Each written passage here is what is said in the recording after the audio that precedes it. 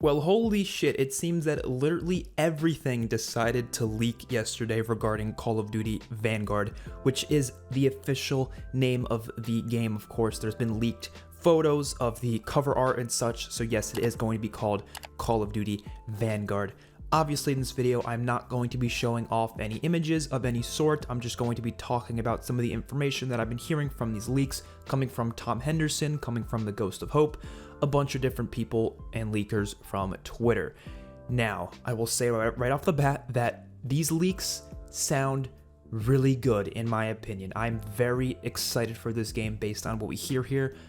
But this does not prove or really mean anything for what the game will actually be, because what's most important is how the game actually feels and plays when we get our hands on the game. So we can literally hear a million amazing things about the game, and it might not even matter when the game comes out. It needs to actually feel good, play good, and that's the most important thing to me. So I will not have a full opinion on the game, obviously, till it's out, but just based on these leaks, the majority of them, like 90% of them, are really good. I'd say 10% of these leaks have been a little bit iffy in my opinion and stuff I'm not very happy about, but majority of it is really good. So we're going to talk about the campaign leaks, then we'll talk about the multiplayer leaks, and there really hasn't been anything on zombies, so there's really not much I can say about that.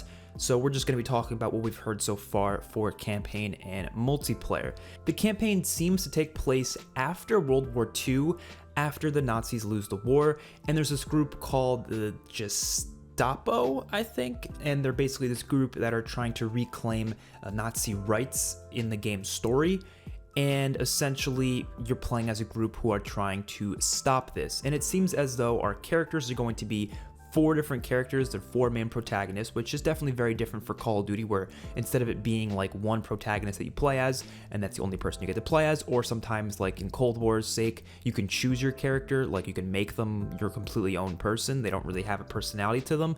But this seems like there's going to be 4 protagonists, kind of like GTA, where you have, 3 different characters to play as in GTA 5. There's 4 protagonists and you get to choose which one you want to play as. I like this a lot more than what like Cold War did, because at least all the characters are going to have a distinct personality and you can choose who you want to play as in different aspects, rather than having a character that you're playing as who doesn't have a personality at all. They don't even speak at all, but it seems like all these characters are going to have actual personalities behind them. Now, what's really interesting is that all these protagonists are actually based off of real life soldiers from World War II and from this era. I'm not too sure exactly how accurate it is in terms of the events that are going to happen in the story. I don't really care if it's that accurate. I want to just have a good story to enjoy. It doesn't have to be 100% historically accurate for me to enjoy it. So I definitely don't care if literally every little event is exactly the same how it happened in World War II. But for the most part, it does seem like they are following with a historically accurate feel to it, especially because the characters you're playing as are literally real people. And of course, these are the characters we see on the poster. And I saw a lot of people complaining because one of the characters is a woman, one of the characters is a black male, and the other 2 are white men. I believe one of them is like Australian or something, maybe from New Zealand. I'm not too sure, but something of the sort. I saw people complaining because just like they did in COD World War II, they're like, oh, I want it to be historically accurate, so I don't want to see women or black people in the game. To me, that's just stupid for multiple reasons. A, there were some black people and women in World War II. They weren't mainly on the big battles and the front lines from the ones that we hear about all the time. That doesn't mean they didn't exist. There were some there in certain little groups. Now, obviously, if we had, women storming the beaches of Normandy on D-Day, then I'd be like, okay, you're just making the game not accurate now. And again, like I said, if they're trying to be accurate, then they should be accurate, yes. But if they're not trying to be accurate, I really wouldn't care.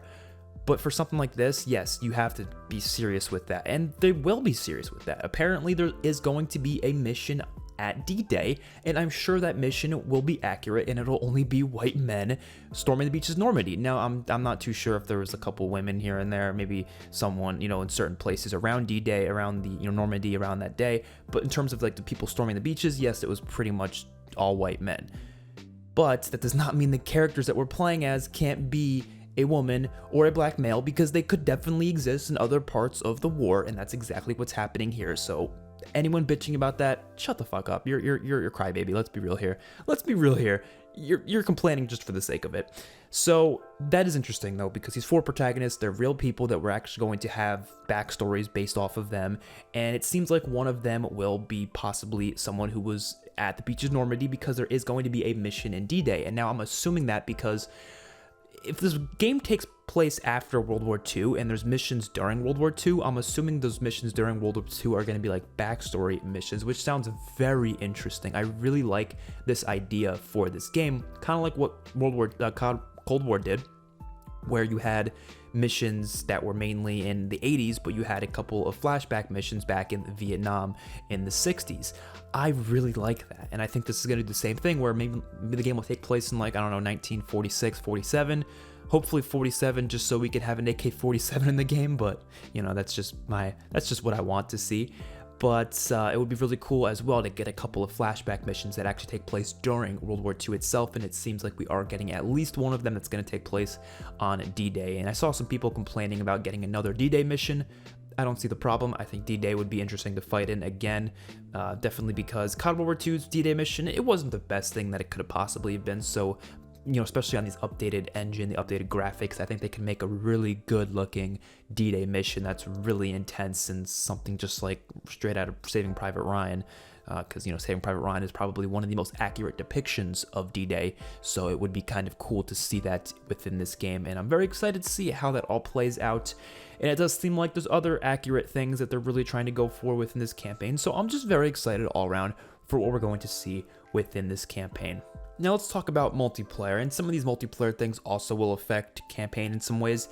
Dynamic weather is going to be within Call of Duty Vanguard. This is so freaking exciting to me, because this is something I've been wanting for years, and we've gotten some elements of this before. We've gotten some stuff where, you know, they have maps that have different weather. Sometimes, like in Advanced Warfare and Ghost, you had like map-based events, but it seems like it'll have a dynamic weather environment throughout the entirety of it. Like, you'll be playing, halfway through the match it'll start downpouring or something, and it wouldn't be downpouring in the first half. Something as simple as that, which doesn't seem that severe, but to me that really makes the game feel way more interactive in a lot of different ways, and I'm excited to see how that's going to play out, especially if they can do some really cool things with it.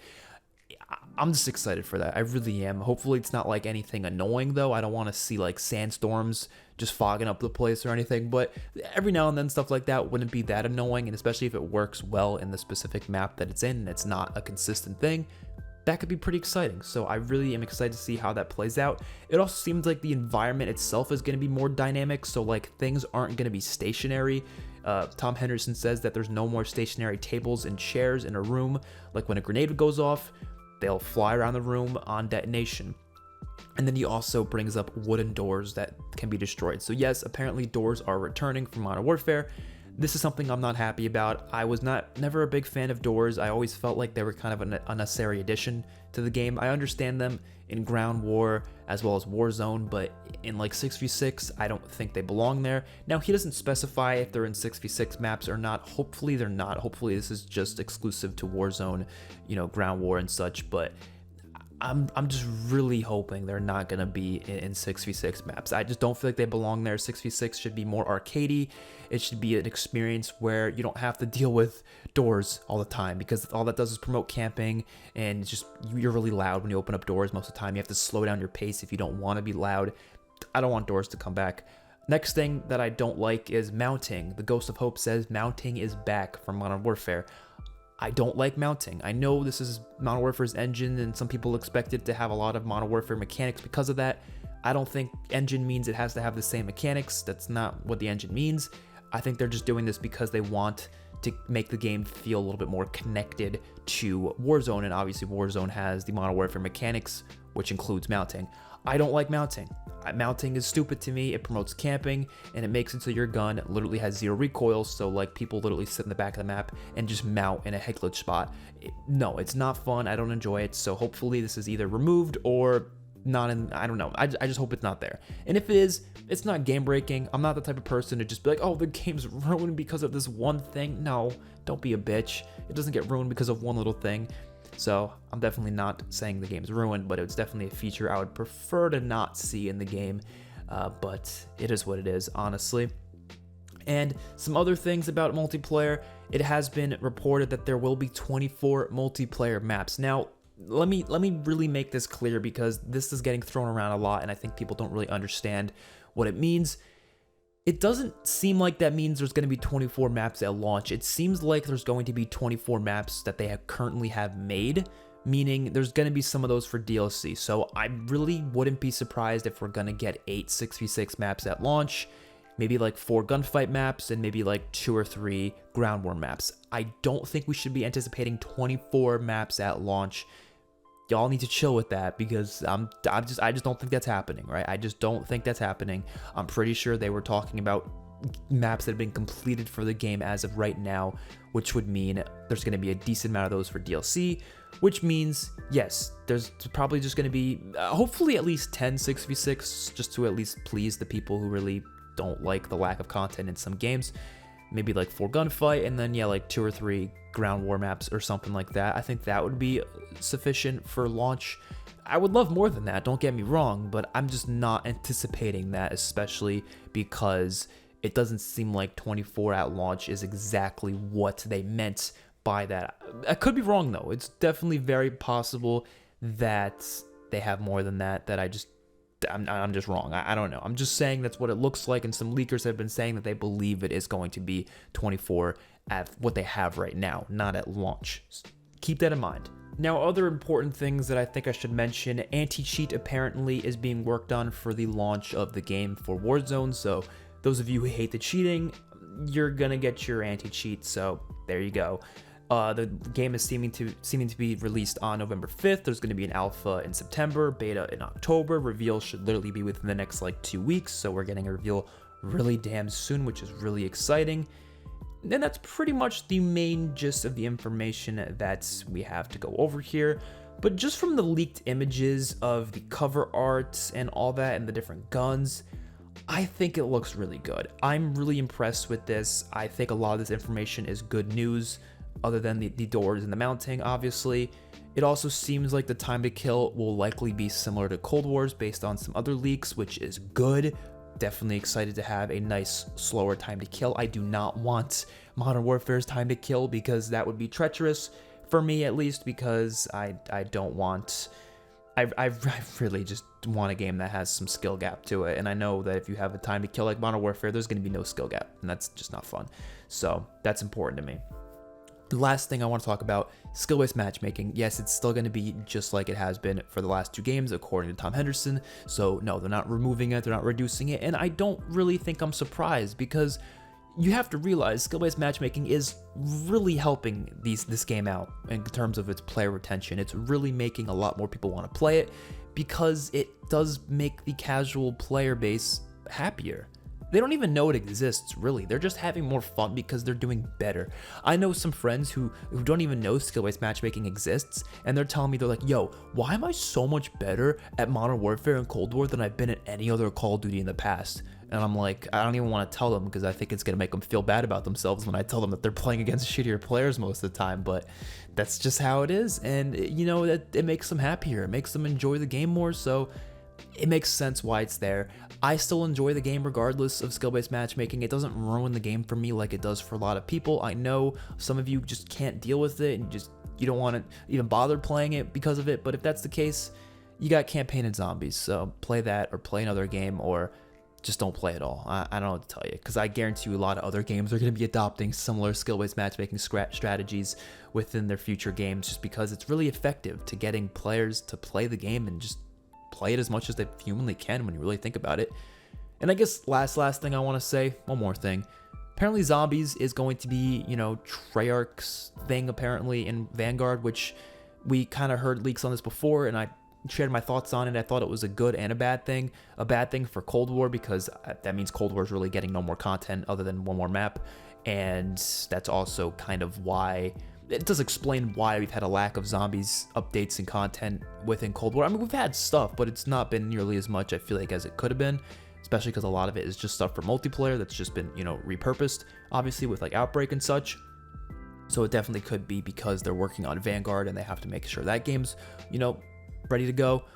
And I also don't think it's a good thing because of the fact that I want to see a very different take, a very fresh take on zombies. But if it's just Treyarch making it again, it's probably going to be Cold War 2.0, really, which isn't a bad thing because, like I said, Cold War has good mechanics to it. I like Cold War zombies, I do. I think Treyarch does a great job with it, but I did want a different take on zombies, and I feel like it's going to be an exact copy just within the World War II era with World War II maps, which is exciting, yeah, but like I said, kind of just, I don't know, I kind of wanted something a little bit different, but it is what it is. Hopefully you guys enjoyed. Let me know your thoughts of all these leaks in the comment section below. Do you think this game looks good? Do you think it's going to be good? Let me know. Peace out.